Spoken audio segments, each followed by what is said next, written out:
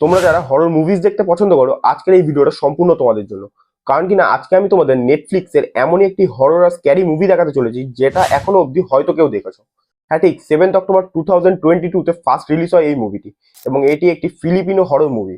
হ্যাঁ ঠিক, এবং এই পুরো মুভিটি একটি ফ্যামিলিকে বেস করে বানানো হয়েছে, যেখানে দুজন কাপেল, তাদের কোনো বাচ্চা কাচ্চা ছিল না। তারা একটি পুতুল যার নাম সানা, তাকে নিয়েই তারা বসবাস করতেন। এবং বেশ কয়েক বছর কেটে যাওয়ার পর তাদের নিজেদের একটি বাচ্চা হয়, এবং স্বাভাবিকভাবে তারা সেই পুতুলটিকে তাদের কাছ থেকে দূরে সরিয়ে দেয়। এবং সেই পুতুলটিকে যখন তারা স্ক্যান করে, সিটি স্ক্যান করে, তখন তারা দেখতে পায় যে এই পুতুলটির ভিতরে হিউম্যানের স্কাল তৈরি হয়েছে। মানে এই পুতুলটির ভিতরে কোনো কিছু আত্মা ঢুকে গেছে, যেই কারণে এই পুতুলটি জীবিত হয়ে গেছে।